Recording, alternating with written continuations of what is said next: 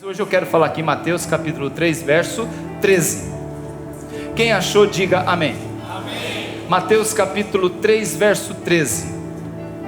Por esse tempo, dirigiu-se Jesus da Galileia para o Jordão, a fim de que João, repete comigo, João, o batizasse. Ele, porém, dissuadia, dizendo: não, Senhor, eu que preciso ser batizado por ti, e tu vens a mim?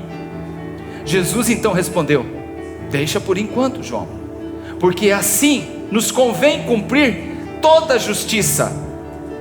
Então João aceitou, admitiu. Batizado Jesus, saiu logo da água. Não foi aspersão, ele saiu da água.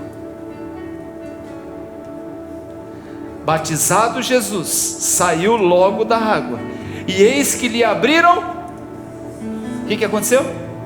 Abriram-lhe os céus, e viu o Espírito Santo de Deus descendo como em forma corpórea de pomba, vindo sobre ele.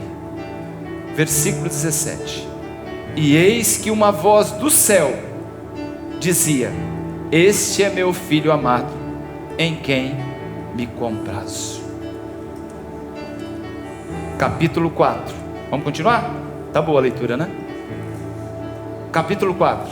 A seguir, Jesus foi levado pelo Espírito. Ele foi o quê? Levado. Ele foi empurrado ou não? Foi arrastado ou não? Ele foi conduzido. Presta atenção na palavra de hoje, tá bom, gente? Ó, foi levado pelo Espírito ao deserto para ser pelo diabo. E depois de jejuar 40 dias, 40 noites, teve o quê? Fome. Então o tentador, aproximando-se, disse: se és filho de Deus, manda essas pedras se transformarem em pães. Jesus, porém, respondeu: está escrito, não só de pão viverá o homem, mas de toda palavra que procede da boca de Deus. Então o diabo levou ele à cidade santa, Jerusalém, colocou sobre o pináculo do templo. Ele disse: se és filho de Deus, atira-te, lança-te abaixo, porque está escrito, aos seus anjos ordenará a teu respeito, e eles te guardem, e eles te sustentarão nas suas mãos, para que não tropece. Respondeu Jesus: também está escrito, não tentarás o Senhor teu Deus. Levou ainda o diabo a um monte muito alto, mostrou-lhe todos os reinos do mundo e a sua glória. Ele disse: tudo isso te darei se prostrado me adorar. Então Jesus lhe ordenou: retira-te, Satanás, porque está escrito, ao Senhor teu Deus adorarás, e a Ele, somente a Ele, prestarás cultos. Com isso o deixou o diabo, e eis que vieram os anjos serviram. Pode sentar. Amém.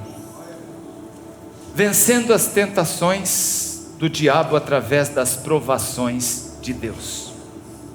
Eita, pastor, o que vem por aí?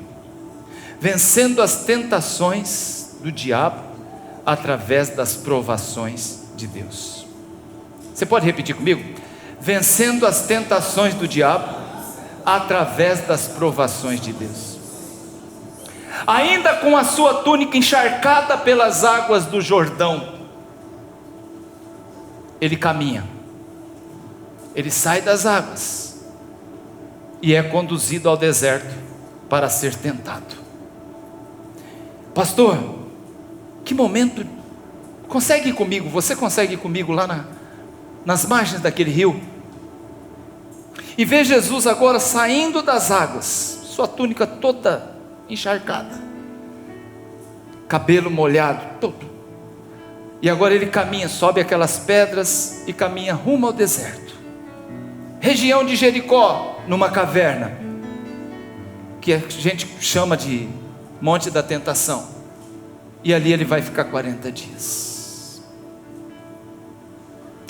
E eu estava preparando a mensagem assim, eu estava pensando, que momento era esse? Olha o que acabou de acontecer com ele. Olha que momento maravilhoso Jesus passou. Olha que momento interessante ele viveu uma vitória.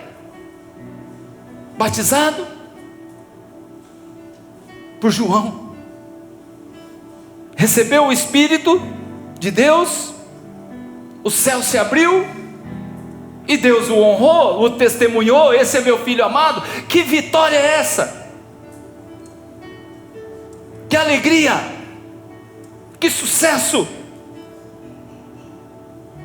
E aí entra para mim aqui o seguinte: em que momento Jesus foi tentado?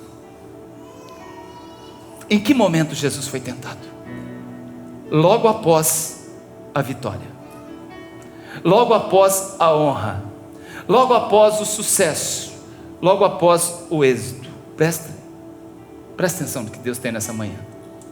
Aqui a palavra já nos traz a primeira lição dessa manhã, que a tentação dificilmente ela surge depois de alguma derrota. A tentação, ela dificilmente ela aparece quando você está caído já. A tentação, ela surge geralmente quando estamos convencidos de uma conquista. A tentação geralmente ela surge quando nós estamos convencidos que nós vencemos, da vitória, aleluia, sucesso, êxito. Momento em que você se acha o dono da situação: eu consegui. É aí que a tentação geralmente aparece.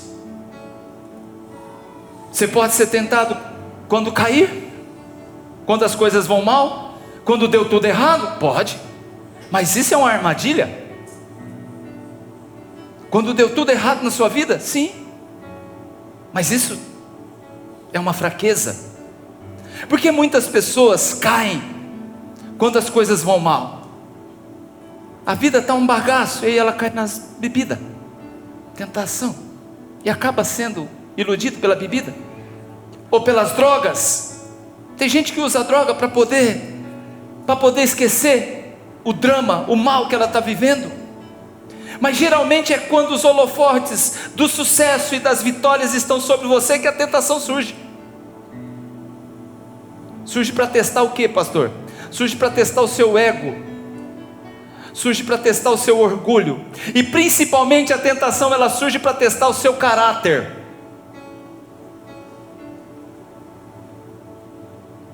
Jesus chega para se batizar. Olha a cena. Ele chega para se batizar. Eu não lembro quem me batizou. Eu sei que foi depois de um culto numa igreja grande. Eu não lembro o pastor, o ministro que me batizou. Mas se você já parou para pensar, você ser batizado pela voz profética na terra, chamado João Batista, a qual Jesus um dia disse que dos filhos dos homens nascidos de mulher não nasceu um até hoje, como João Batista. Você ser batizado por esse cara, que honra!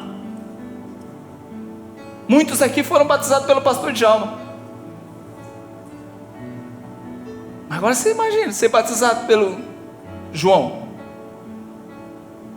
Depois de ser batizado, ele é honrado com a descida do Espírito Santo sobre ele. A honra de ser batizado por João, agora a honra de receber o Espírito de Deus. Ele é honrado porque o universo o honra, o céu se abre. Então é João Batista honrando, é o Espírito Santo honrando, e o céu se abrindo. Que honra, que vitória, que sucesso. E por último ele é honrado por Deus, que no momento que o céu se abre, a voz do Eterno aparece, e é audível a todos, quando diz: esse é o meu filho amado, em quem tenho prazer. Tudo no mesmo dia, tudo no mesmo tempo. E aqui entra o que eu estava meditando: ser honrado, ser elogiado, ser exaltado, pode muitas vezes mexer com o ego de qualquer ser humano.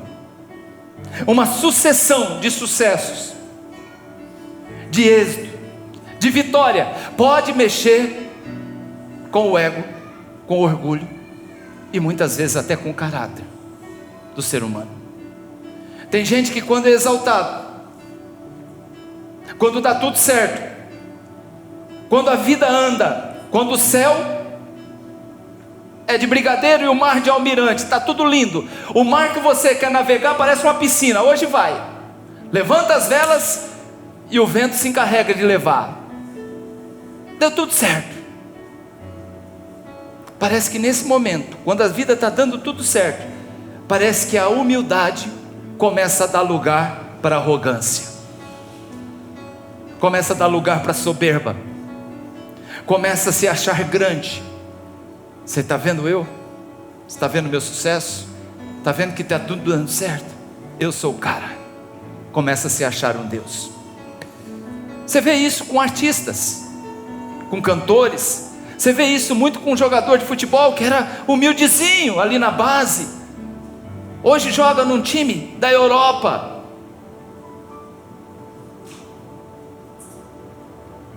Você vê pessoas que antes eram humildes, jogou na loteria, ganhou. Que se tornaram, e muitos que ganharam daqui a pouco perdeu tudo. Cresce muito rápido. E o crescer muito rápido muitas vezes é perigoso, porque você perde a essência. Uma grande árvore, uma grande árvore, grande que tem 30, 40 metros de altura, antes dela dar o seu primeiro broto, ela leva muitos anos, porque ela teve que crescer muito em suas raízes. Agora você imagina de uma hora para outra, pá, acontece, de um mês para o outro, de um ano para o outro, parece um foguete, cresce, e as raízes, e as pessoas perdem a sua essência. Que delícia, amados, você ser honrado pela voz profética na terra, receber o batismo no Espírito Santo, e ainda assim ouvir a palavra de Deus, a voz de Deus falando o seu nome. Como você se sentiria? Como você se sentiria? Feliz, realizado. Para ser honrado tem que fazer por onde? É uma estrada que você mesmo constrói. Eu queria abrir aqui também um espaço para falar sobre esse tema da honra, que muitas vezes a gente gosta de ser honrado, mas a gente muitas vezes tem dificuldade em honrar alguém. Você vê lá seu filho, está se esforçando, é meio desajeitadão para algumas coisas, tem algumas dificuldades em outras, e muitas vezes você o aponta apenas com crítica, apontando seus defeitos, apontando o que ele errou e não o que ele acertou. A sua filha muitas vezes espera um carinho do pai, e muitas vezes para essa filha não precisa verbalizar, um carinho já é honrar. Tem famílias se perdendo, lares se esfarelando, porque falta honra, e falta de merecimento de honra não é. As pessoas não estão se atentas à honra, ao elogio. Menino está lá se esforçando para fazer o certo, elogia ele, ajuda ele, honre. A criança precisa também ser honrada, o adolescente precisa ser honrado. Ah, teu filho é marmanjo, já tem 30 anos, precisa ser honrado. Eu fui lá agora na Espanha, fui honrar meu filho e minha filha.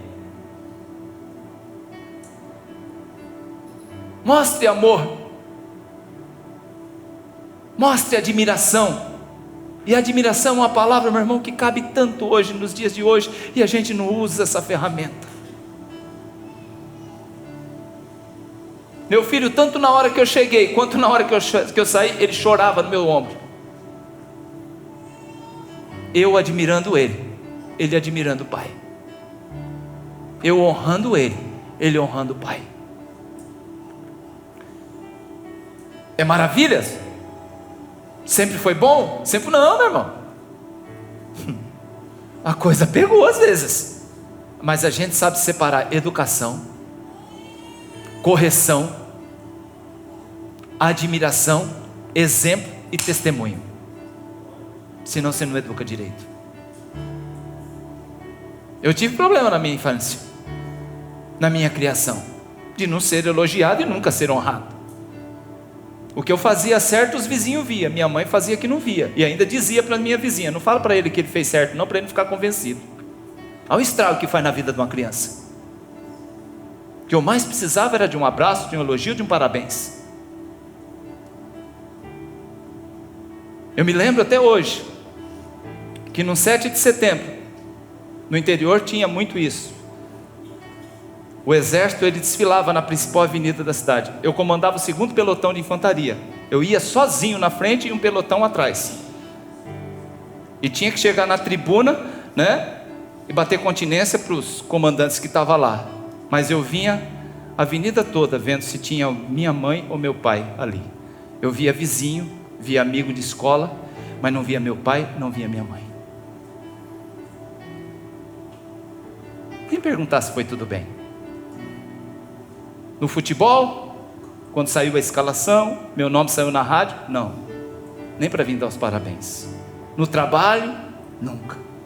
Isso fez um estrago, menino. Está difícil para consertar até hoje. Não fosse a Rosana me ajudar, aleluia. Não fosse meus filhos me ajudar hoje, não fosse minha filha me ajudar hoje, se não fosse vocês me ajudar hoje. Mas você percebe o estrago que vai sendo feito na vida de uma pessoa? Por falta de honra. E não é porque ele não é honrado, é porque falta reproduzir isso e retransmitir isso para eles. Quem ama, honra. Repete comigo: quem ama, honra. Honra é mais que elogiar. Elogiar, querido, sabe aquela questão de estamos juntos que eu não gosto? Estamos juntos, pastor. Você não estamos nada, velho. Estamos não. Eu prefiro honra do que elogio. A maior demonstração de amor e afeto por uma pessoa é honrá-la. Isso cura muitas dores da alma da outra pessoa. Seja um filho, seja honrar um filho, seja honrar o esposo, seja honrar a esposa. Não interessa. Cura muita coisa. Seja honrar um pai.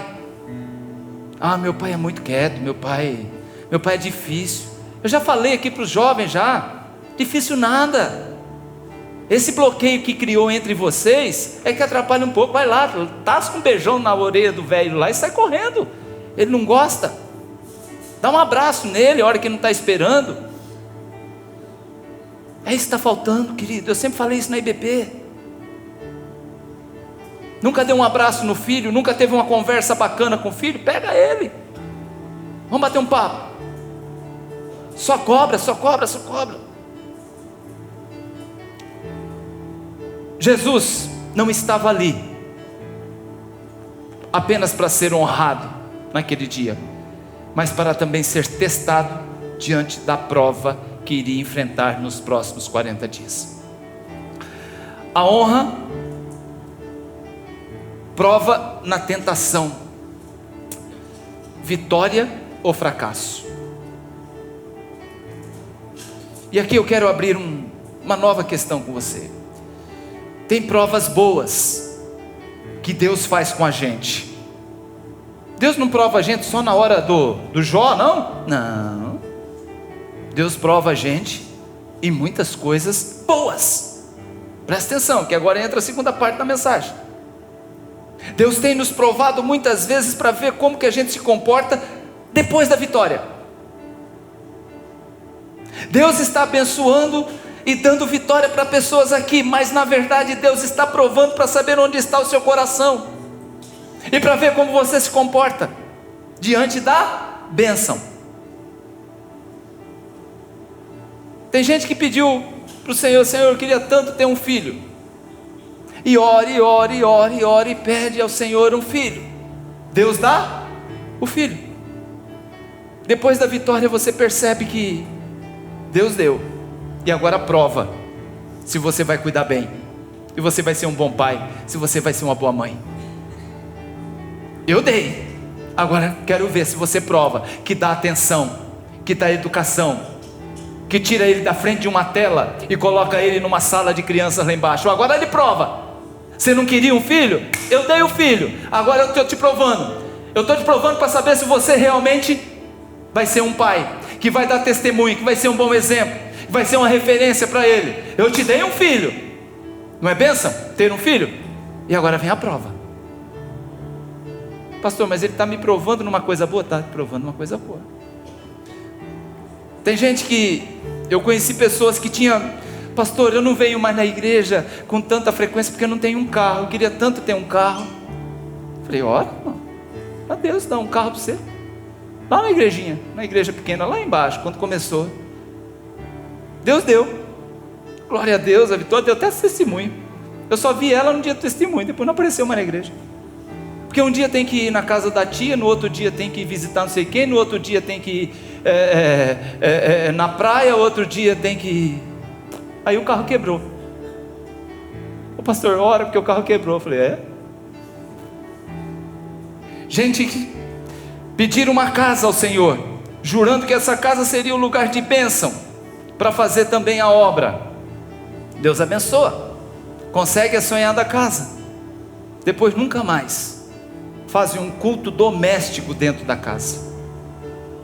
Nunca fizeram daquele espaço um ponto de um grupo, de um pequeno grupo. Fizeram da casa o que? Você vê depois, lugar de discussão, de briga, de intriga, angústia. Deus abençoou, Deus provou. E como se sai? Pessoas que ganhavam um salário pequeno e davam o seu dízimo ali, salário pequeno, salário mínimo do que ganhavam, e dizia o seguinte: quando queria tanto ganhar mais para poder contribuir mais na obra, Deus provou, mas agora diz que não sobra. Você percebe que Deus abençoa, Deus prova, dando coisa boa para ver como você se comporta.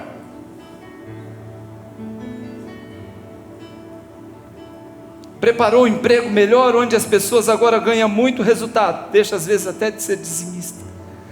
Deus nos prova às vezes dando aquilo que pedimos. Deus nos prova às vezes dando aquilo que nós, coisas boas, sucesso, carreira, mas Deus quer ver onde está o nosso coração diante da bênção.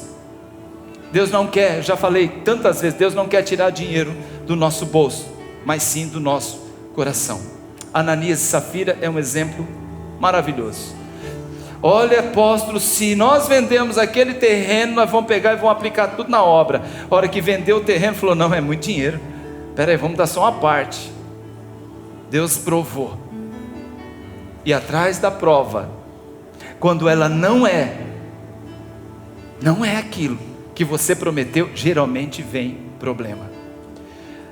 Eu vejo pastores às vezes pelejando com a obra, e fala: pastor, a obra não cresce, a obra não avança. E eu fico pensando às vezes, eu conheço um pouco desse camarada, que se crescer, o camarada se perde, e leva a igreja toda junta. Quanta gente eu conheço que tentou me ensinar métodos de fazer a igreja crescer, e hoje nem igreja mais tem. Enquanto nós vamos aqui do nosso jeitinho, no pasto do gado, das crianças e dos velhinhos, né? Vamos embora. Jesus é levado ao deserto para ser tentado. Jesus não é empurrado, ele é levado. O Espírito mostra o caminho e o conduziu para ser tentado. E a Bíblia diz que por 40 dias Jesus jejuou e depois teve fome. Peraí, ele teve fome, não diz que ele teve sede. Amém? Pessoas dizem por aí que ele jejuou e não comeu e nem bebeu. Não é. Que Jesus também, ele era 100% homem, carne. E o ser humano, ele não pode ficar sem beber água, sem tomar água, no mínimo 3 a 4 dias. Porque ele entra num processo de desidratação.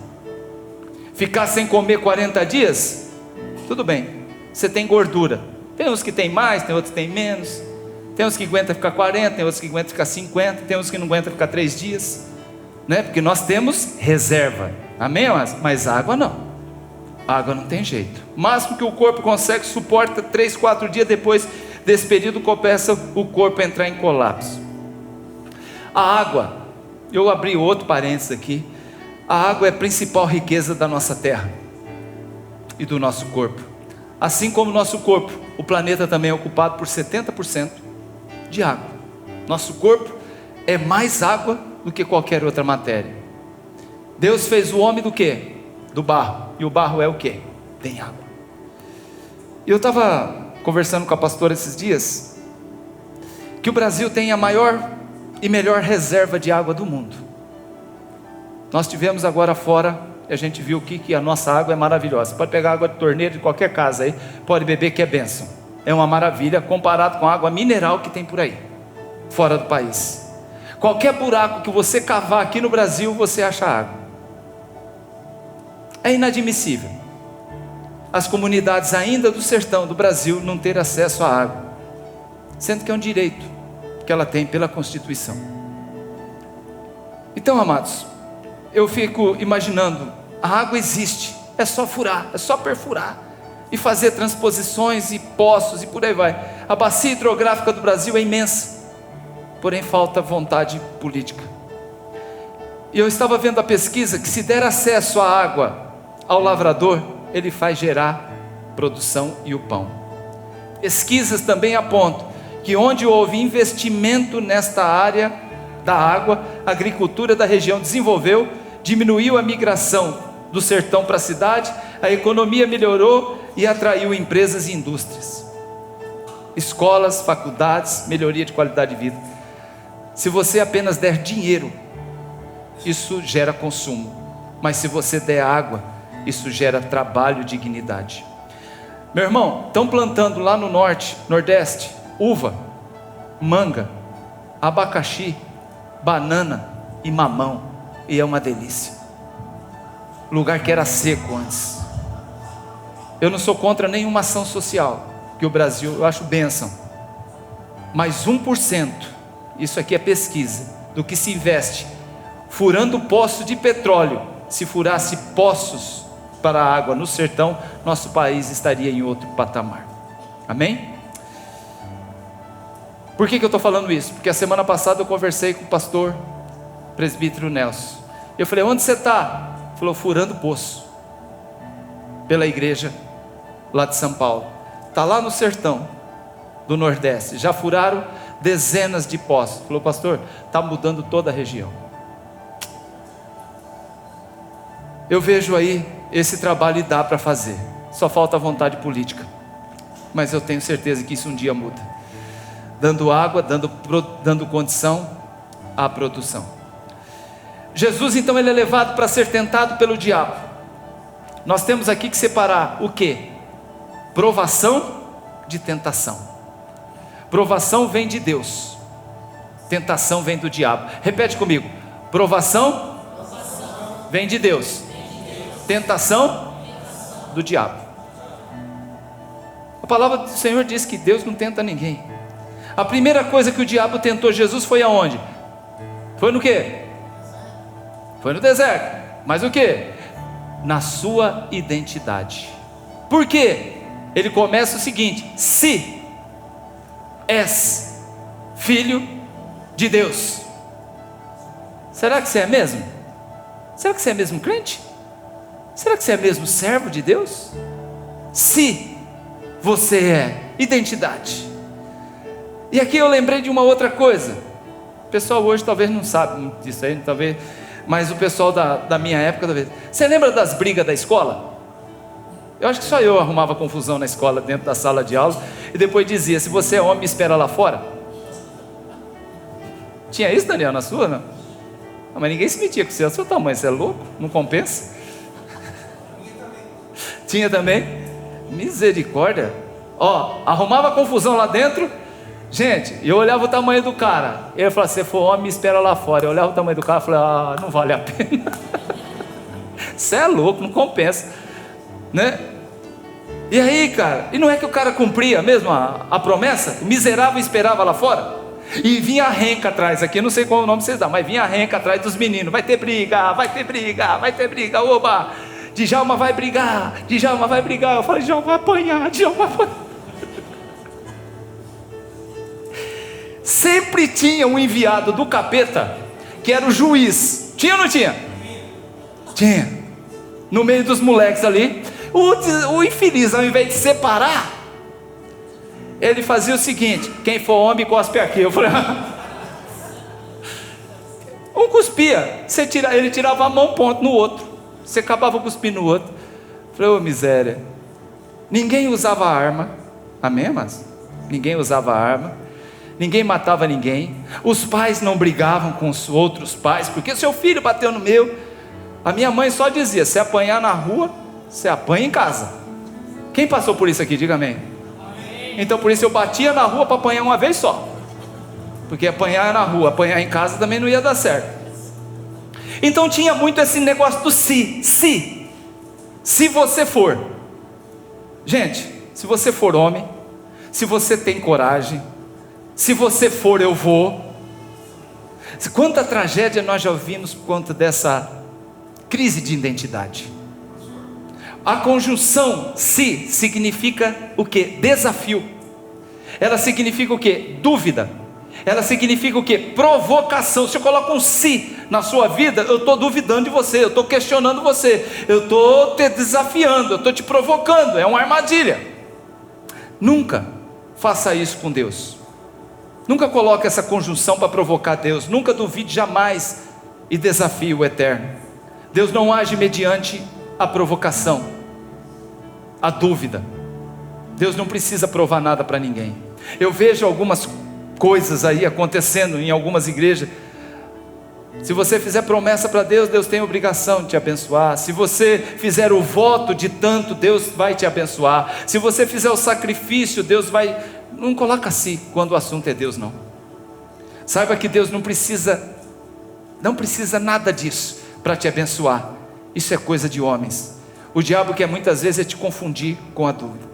Se você realmente é filho de Deus, transforma essas pedras em pães. Você percebe como que o diabo se faz desentendido? Se você é filho de Deus, ele mesmo ouviu lá no Jordão Deus dizer, deu o Pai falar para Jesus: este é. Não tem que colocar o se. Este é o meu filho amado em quem me compraz. Pronto, chamou ele de filho, acabou. Não tem conversa. Jesus não precisa provar nada para o diabo. Você também não precisa. Amém, amados? Olha para o teu irmão e fala: você também não precisa provar nada para ninguém.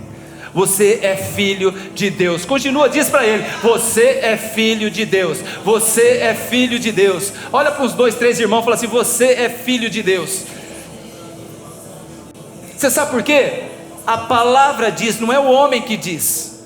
Lá em João capítulo 1, verso 11, está escrito: ele veio para os seus, mas os seus não o receberam. Mas a todos aqueles que o receberam, deu-lhes o poder de serem feitos filhos de Deus. Se você um dia entregou sua vida a Cristo, você é filho dele. A partir do momento que você recebe Jesus como seu Salvador, você se torna filho de Deus. Então a primeira, identidade. A segunda, necessidade. 40 dias. Se você transforma essas pedras em pães. Eu sei que você está com fome, porque a palavra do Senhor diz: e teve fome. Transforma as pedras em pães. Olha, resolve o teu problema aqui. Então Jesus também é tentado na sua necessidade. E algumas áreas que você e eu temos na nossa vida, às vezes necessidade, carência, nós temos que redobrar o cuidado. Aonde está faltando alguma coisa, você pode perceber que é importante. O inimigo, ele aparece oferecendo um atalho, um paliativo, alguma coisa. A pessoa está com carência afetiva lá do lar, começa a aparecer algo para sedução, para seduzir ele. Está com carência na baixa estima, começa a aparecer coisas que apenas quer jogar ele cada vez mais no túnel da depressão. Está com carência em conquistas na vida, frustração. Aparecem os negócios aparentemente que vai resolver a vida dele, mas você sabe que é laço do diabo. Está com carência na autoafirmação, começa a aparecer uns elogios estranhos. Está com carência em ter um elogio em casa, começa a aparecer elogio lá no trabalho. Tudo isso é um convite para cair na tentação. Tome cuidado. Quando isso acontece e você se vê tentado, procure ajuda. Converse com alguém. Porque eu sempre digo, é melhor você confessar uma tentação do que ter que confessar uma queda. Aí eu pergunto uma coisa para você, olhando aqui para a palavra. Quem estava lá no deserto com Jesus? Quem estava lá no deserto com Jesus? O diabo? Tá. Quem mais? Quem mais? Quem estava lá? Gente, ele estava sozinho. Foram 40 dias sozinho. E aí eu pergunto para você, e como nós sabemos dessa história com detalhes? Ei, Geisa, e agora, hein? Como nós sabemos dessa história com detalhes? Porque Jesus contou. Porque Jesus se abriu com alguém. Porque Jesus falou para alguém o que ele passou e como ele foi tentado. Com detalhes. Não passe por esse processo sozinho. Não deixe a tentação te congelar para você viver apenas aquilo que você está sendo. Não, abra o teu coração. Converse com alguém. Eleja um confidente, um profissional, um terapeuta, um amigo, um pastor. Mas não carregue esse peso sozinho. O diabo sabe exatamente quais são as suas lutas e necessidades. Então ele vai investir pesado naquilo que está te faltando. Muito cuidado. A palavra do Senhor diz: sede atentos e vigilantes. Porque Ele tem todo o tempo do mundo. Ele sabe esperar. Ele sabe também preparar as armadilhas para você cair. Fidelidade é provado na ausência e não no altar. Eu prometo ser fiel, balela, é na ausência. Fidelidade é provado mediante a tentação. É ali que você tem que provar. Você acha que o pastor também não passa por processo? Primeira coisa que eu mostro, filho, é minha aliança. Segunda coisa é referir a 1,55 m e meio que eu tenho em casa, que eu conheço.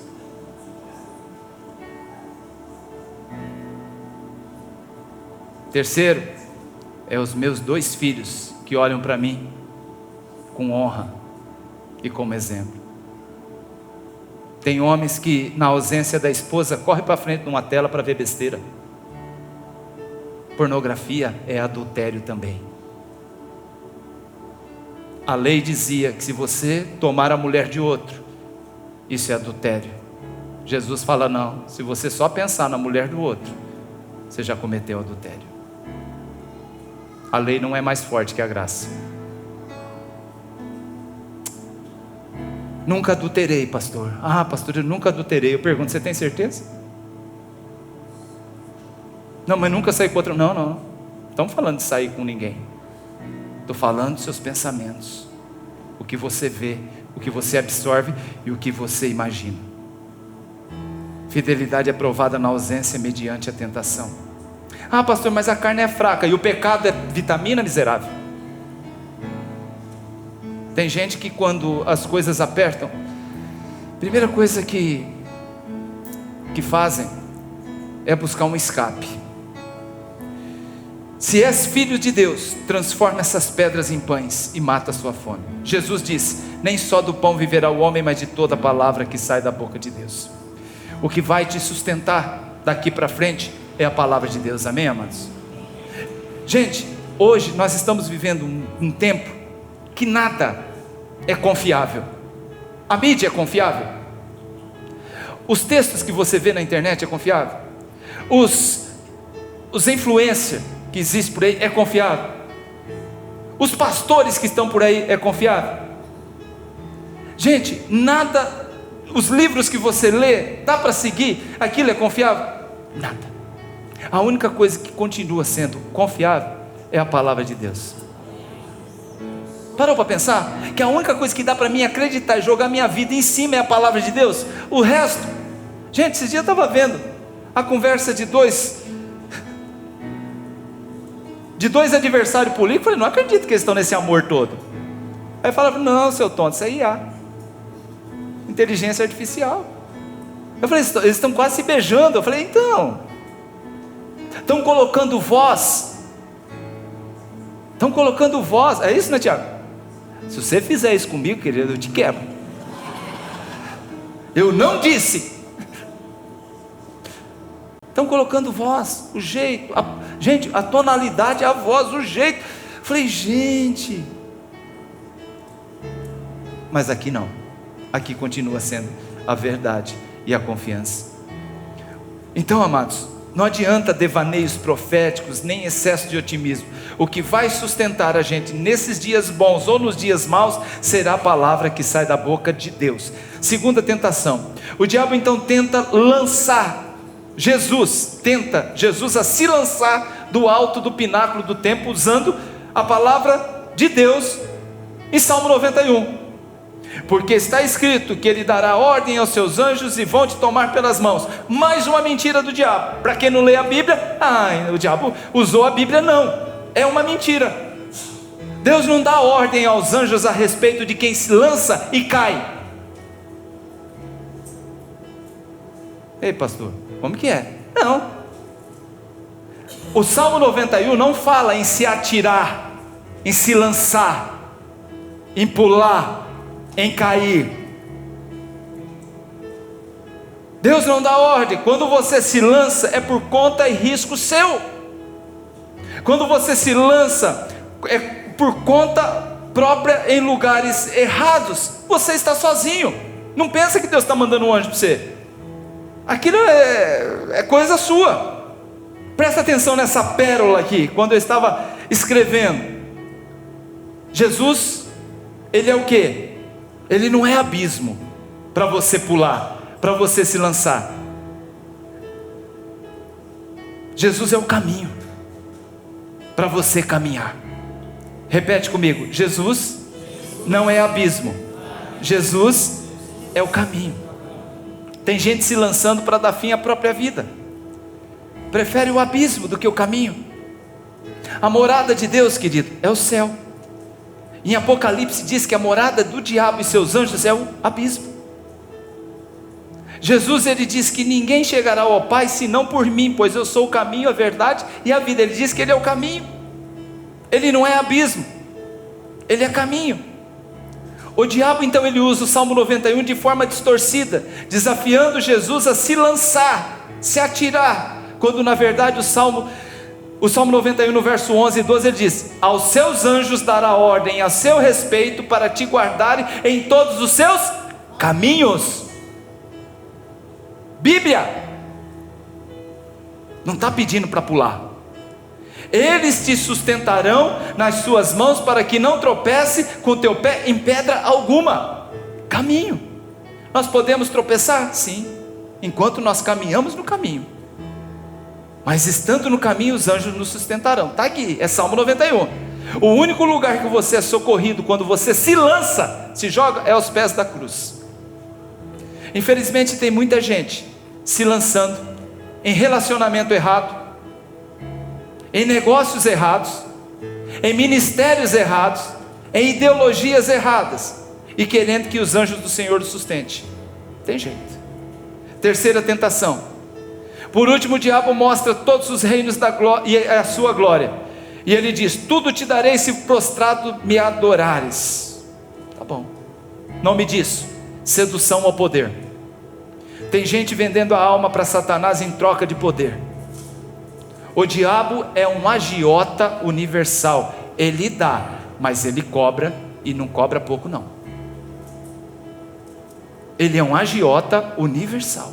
Presta atenção. Nós ficamos muito devendo a Deus, porque Ele entregou seu Filho na cruz, pelo que Ele nos deu. Nós não temos como pagar. Deus nos ama e a nossa dívida foi quitada na cruz, e o nome dessa quitação chama-se graça. Mas ninguém fica devendo para Satanás e sai em paz. Ele cobra, o preço é alto e te custa muito mais do que foi beneficiado. Dá uma olhada para o texto de Lucas, quando diz sobre Lázaro e o rico e o Lázaro. O que Abraão fala para o rico? Cara, tudo que você tinha que receber, você pediu na terra e recebeu. Esse aqui não pediu nada, só veio males sobre a vida dele, ele foi provado, por isso hoje ele descansa, e você é perturbado, é atormentado. O diabo está oferecendo para o Senhor Jesus tudo, mas tudo é fruto de roubo, porque o Senhor Deus, Ele não deu isso aqui para o diabo no começo. O Senhor Deus, Ele deu para Adão e para Eva, lá no paraíso. Deus não criou o mundo e toda a sua glória para o inimigo. Deus criou o inferno para o inimigo e seus anjos. O diabo, ele usurpou aquilo que Deus criou para o homem. E o homem no Éden foi entregue tudo, porém o homem entregou tudo para o inimigo e transformou o mundo nessa coisa linda que a gente está vendo aí, essa bagunça. Outra coisa que eu olhei aqui nesse texto e vi, você percebeu que o diabo falou assim: se prostrado me adorares, eu te darei tudo, e mostrou toda a glória. Ele mostrou só as coisas boas. Tentação é isso, gente, só mostra as coisas boas, tá? Só mostra o lado, só mostra aquele momento, só mostra o prazer daquela hora, mas ele não mostra o resultado da conta que chega depois. Quem está entendendo, diga amém. Se eu trouxer alguém aqui para conhecer o país, o Brasil, quiser seduzir essa pessoa, e quero falar para ele que é o melhor lugar para ele viver, o que eu vou mostrar para ele? Só vou mostrar as coisas boas. Começa em Copacabana, Cataratas do Iguaçu, Pantanal Mato-Grossense, Amazônia, os rios maravilhosos que a gente tem, as praias do Nordeste, e por aí vai. Só coisa bonita, gente bonita, Alphaville, e por aí vai. Eu vou mostrar só coisa boa, velho. Jamais o lado feio, horroroso da criminalidade, das mortes violentas, da fome, da falta de saneamento, atraso na educação. Jamais vou mostrar isso. E é isso que o diabo faz quando tenta alguém. Ele mostra só o lado bonito da tentação e esconde o resto.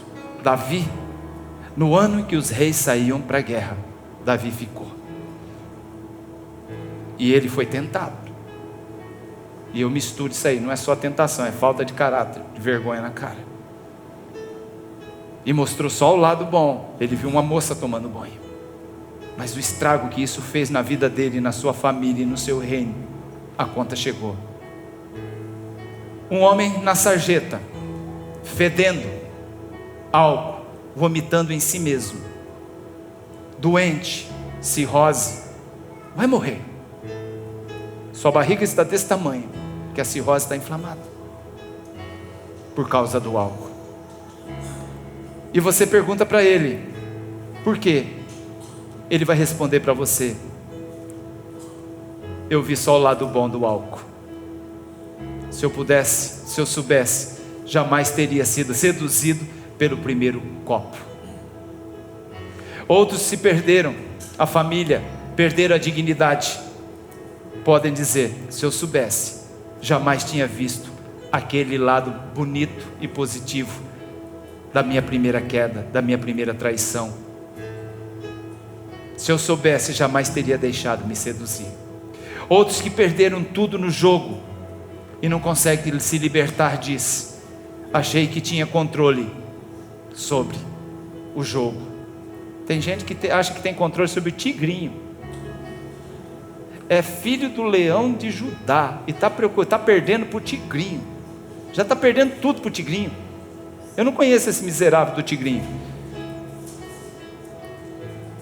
Outros ainda vão dizer: se eu soubesse que iria terminar assim, não teria aceitado aquele primeiro trago, aquela primeira pedrinha inofensiva. Sempre a sedução vai tentar te convencer e experimentar algo diferente. Aquela tela te seduz, presta atenção. Ah, pastor, mas quando eu quiser eu paro. Esse é o primeiro discurso de quem hoje está na sarjeta. Foi o primeiro discurso lá atrás. Ah, mas o dia que eu quiser eu paro. Aquele que hoje está numa clínica de recuperação e sabe que não tem mais como, mas lá no começo falava: não, o dia que eu quiser eu dou um jeito. Muitos que estão na Cracolândia, lá no começo, na primeira pedra, no primeiro trago, disseram lá no começo: quando eu quiser eu paro. Diante da sedução pelo poder, Jesus não usou a Bíblia na terceira tentação. E você também. Tem hora, meu irmão, que você tem que desespiritualizar tudo. E não é Bíblia mais. Tem hora que você tem que usar autoridade. Amém, amados? Jesus usou autoridade. Sai, arreda-te, Satanás. Ponto. Não precisou desafiar Deus, transformando pedra em pães, nem precisou apenas confiar. Precisou apenas confiar em Deus e no seu caráter. Tem gente aí esperando o socorro de Deus. E Deus nessa manhã manda te dizer: fique firme. Pois toda aprovação passa. Toda aprovação passa. Toda aprovação passa. A tentação escraviza, a aprovação valoriza. A tentação se ausenta por um tempo. Você vê, o texto diz: e o diabo se afastou por um tempo. Ele vai continuar tentando Jesus. A tentação, ela se ausenta por um tempo, mas a aprovação passa. A aprovação vem de Deus, a tentação do diabo. Vamos passar pelos dois processos da nossa vida, você queira ou não, mas nós temos que estar firme para enfrentar os dois. O diabo é o tentador, Deus não tenta ninguém. Tiago capítulo 1 verso 12, Deus não tenta ninguém. Ele nos prova? Ele nos prova. Em 1 Pedro capítulo 1 verso 7 diz que Ele nos prova. Fique firme então, honre a Deus conforme a sua palavra, confie na sua palavra. Jesus honrou a Deus vencendo a tentação. E agora, para terminar, Deus provou Adão no paraíso, permitindo que ele entrasse. Olha que interessante, estava vendo isso aqui. Como que Deus, Ele criou? Ele colocou Adão, colocou Eva. Olha que maravilha que era o paraíso. Era uma delícia aquele lugar, né? Mas precisava ser provado. Então Deus permitiu que a serpente o tentasse. E aí a gente chega à seguinte conclusão: Adão, ele tinha tudo para vencer a tentação no paraíso. Ele tinha paz, ele tinha companhia, ele tinha comida, ele tinha ambiente perfeito para viver, ambiente perfeito para vencer, e fracassou. Jesus foi levado ao paraíso? Não, Jesus foi levado ao deserto para ser tentado. Jesus tinha tudo para fracassar: ambiente perfeito de morte, escassez, porém no deserto que ele venceu o tentador. Eu conheço muita gente hoje fracassando no jardim, enquanto eu conheço outros que estão firmes vencendo no deserto. Não é o lugar onde você está, e sim em quem você confia e serve. Amém, amados? Você pode se lançar no abismo acreditando na mentira do diabo, ou você pode permanecer firme no caminho, crendo que Jesus é o caminho, e sem Ele ninguém chegará ao Pai, que está no céu e não no abismo. Abaixa a tua cabeça aí. Você está sendo tentado? Está tendo força para lutar?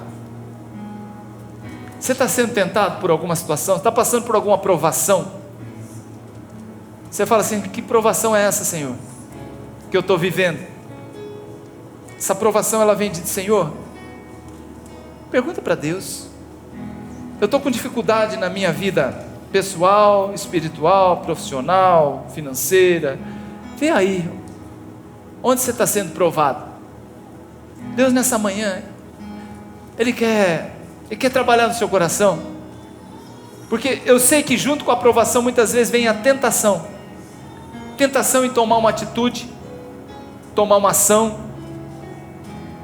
se posicionar, abandonar, comprar ou vender, prostituir, adulterar. Isso é tentação. Mas Deus nessa manhã, Ele vem para te dizer: confia nele, que a aprovação passa. A aprovação passa, e você vai cantar o hino da vitória. A palavra do Senhor diz que depois do Senhor ter vencido Satanás, o diabo no deserto, vieram os anjos. E é nisso que eu confio, que depois da prova, depois da tentação vencida, os anjos vêm ao nosso socorro. Aí sim, abaixa a tua cabeça, coloque diante do Senhor a tua vida, coloque esse processo que você está passando, essa luta que você está vivendo, e creia que o Senhor verdadeiramente é um Deus que prova, porque Ele te ama. Vamos orar. Senhor Deus e Pai, graças te damos, Pai, porque o Senhor nos ama, e o Senhor não tenta ninguém. Então aquela tentação que surgiu, a gente sabe que não vem do Senhor, é o inimigo articulando, é o inimigo preparando o laço.